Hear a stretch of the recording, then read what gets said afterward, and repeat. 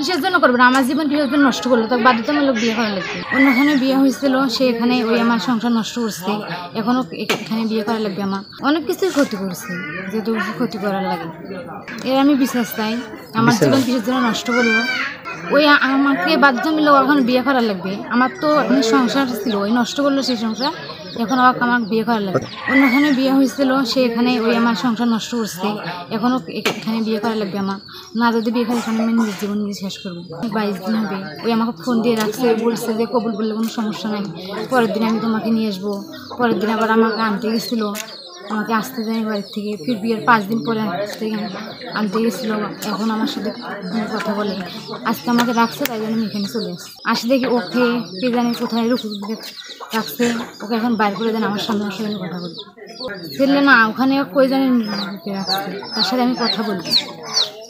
আর আমি বিশ্বাস চাই, ওই আমার কিসের জন্য জীবন নষ্ট করলো, আর আমাকে বিশ্বাস বাধ্যতামূলক এখন আমাকে বিয়ে করার লাগবে, নাহলে আমি এখানে আমার জীবন আমি নিজে শেষ করবো।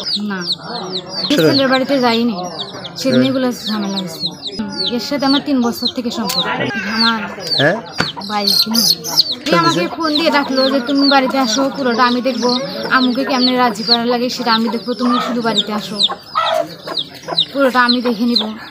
সেগুলো ওর কিসের জন্য আমি রাখলো তার আমি বিচার চাই। কিসের জন্য করবো না, আমার জীবন কিসের জন্য নষ্ট করলো, তাকে বাধ্যতামূলক বিয়ে করা লাগবে। করবো না, এটা কোনো কথা? কেন যদি আমাকে বিয়ে না করে, না হলে আমি এখানে নিজের জন্য নিজে শেষ করবো। ওদের পীর বাসায় গেছিলো, আমার অন্য জায়গায় মাদারগঞ্জ, তারপর পীরগঞ্জ ঘুরতে নিয়ে গেছিলো। কালকে সে আমার সাথে কথা বলছে, আমাকে ডাকছে, তাই জন্য আমি চলে আসছি। ওকে কিসের জন্য অন্য জায়গায় রাখলো সেটার আমি যাবো।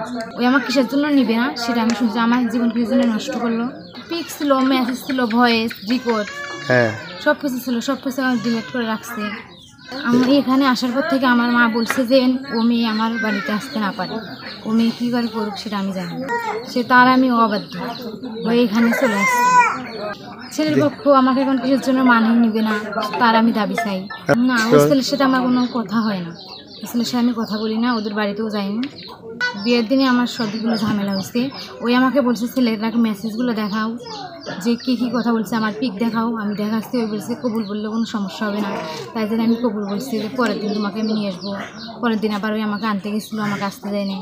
তারপরে বিয়ের আবার 5 দিন পর তাও আবার আনতে গেছিলো, বলছে কবুল বললে কোনো সমস্যা হবে না। আমি ওকে বলছি যে আমাকে জোর করে বিয়ে দিচ্ছে অনেক চাপের মধ্যে, ও বলছে কবুল বললে কোনো সমস্যা হবে না, তাও আমি তোমাকে নিয়ে যাবো। আমার পরিবারের সবাই আমাকে আমার নানুর বাড়ির, আমার বাড়ির, আমার মা সবাই আমাকে জোর করে বিয়ে দিয়েছে। 22 দিন হবে না, আমি সামনে ওই জায়গায় যাইনি, আমি যাইনি। সেই দিন রাত্রে ওগুলো ঝামেলা হয়েছে, তাই জন্য আমাকে এখান থেকে যাইতে নিয়ে যায়নি। সবগুলো সেদিনই বলছি ছেলে, আমি বলছি বিবাহ করে ছেলে, তাই জন্য আমাকে আর নিয়ে যায় নাই, আমাকে নিয়ে করে খাবে না।